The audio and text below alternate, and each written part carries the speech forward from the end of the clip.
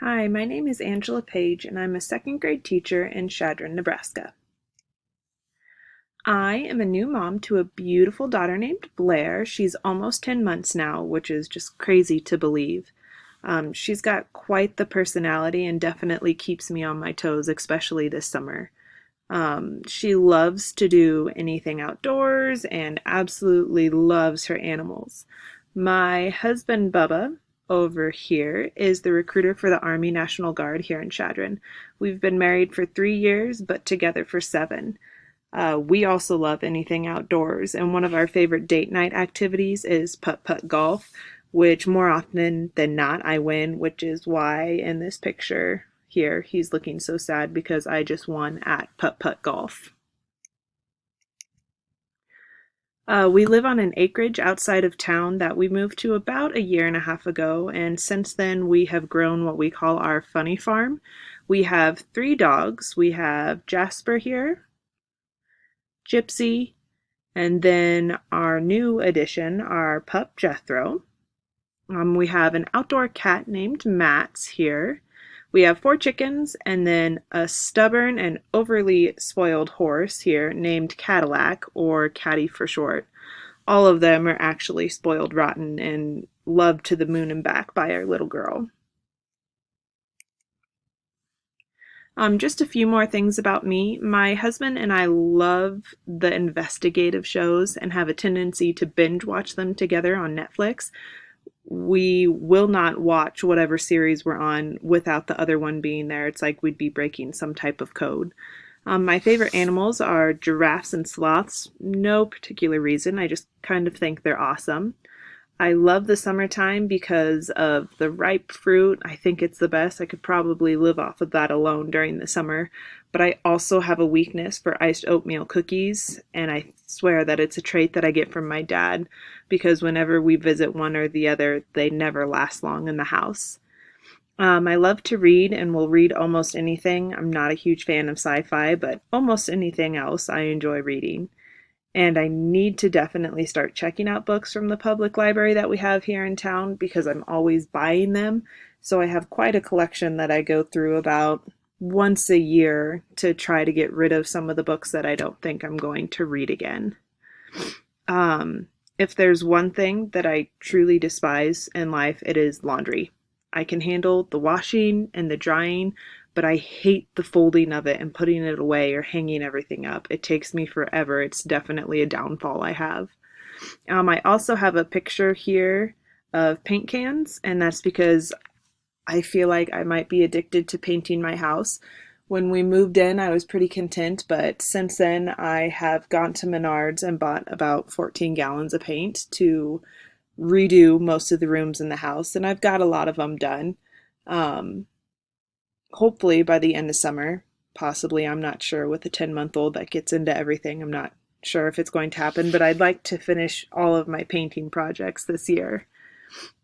And then last, we have these pictures here in this corner, and that just kind of shows that we love being outdoors. My husband and I took a 2-week trip a couple years ago, and we went to 8 different states, and we hauled our kayaks with us, and we were able to kayak in about 4 of them.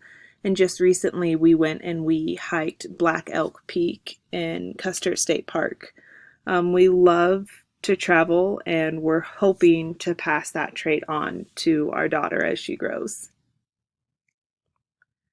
As I mentioned before, I'm a second grade teacher in Chadron, Nebraska. I grew up in Lincoln, went to college at Wayne State, and then moved to Chadron because my husband got his full time AGR job out here with the Guard.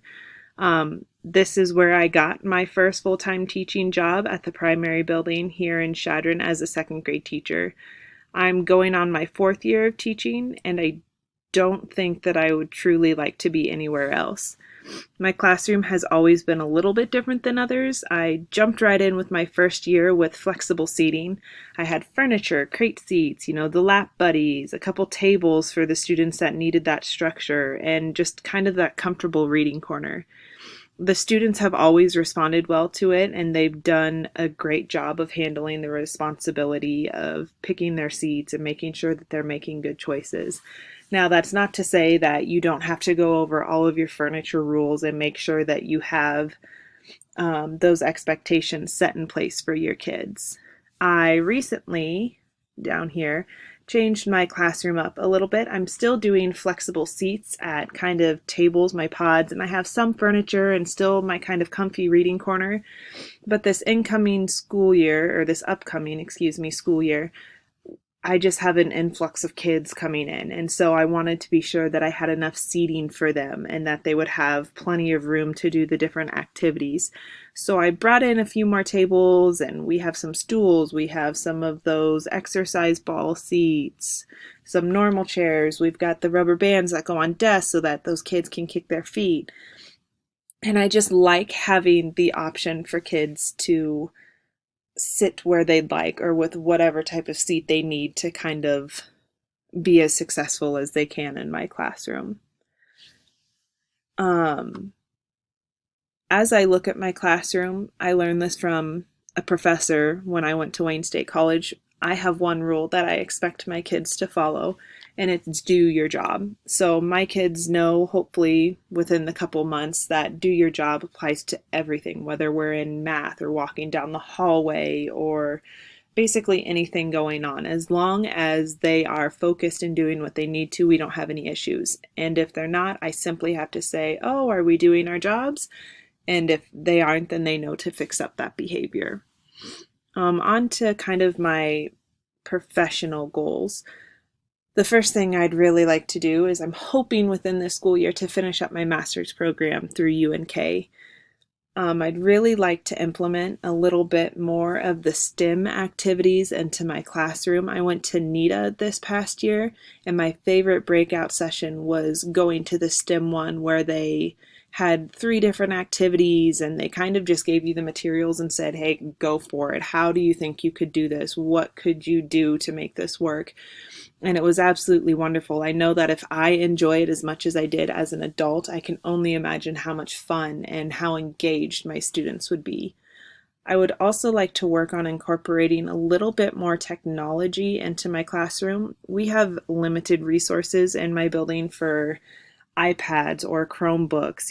We have about 225 students K through 2 in my building, and we have 10 iPads and a cart with 20 Chromebooks, and that's to share amongst the whole school. So I'm trying to figure out a way that I can set aside like a time or something so that my kids can have a little bit more technology. I'm jumping back really quick to philosophy. I have kind of adopted my district's philosophy because I absolutely love it. It's infinite education, infinite possibilities, opportunities for all.